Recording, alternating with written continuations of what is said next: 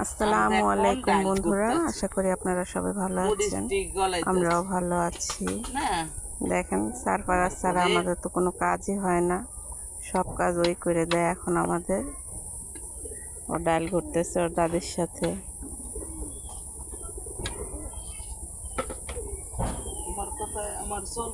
আমার শাশুড়ি কিছুদিন আগে স্ট্রোক করছিল, তারপরেও সে আল্লাহ দিলে এখন অনেকটাই সুস্থ।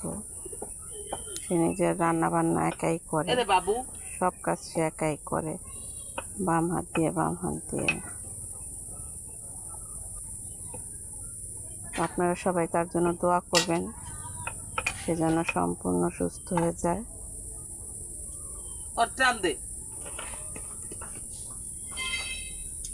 সারফারাজ তো সারাদিন শুধু এটা ওইটা করতেই থাকে। এখন ওর সাইকেল নিয়ে খেলতেছে। তো বন্ধুরা, আজকের ভিডিও পর্যন্তই। আপনারা সবাই ভালো থাকবেন। টাটা।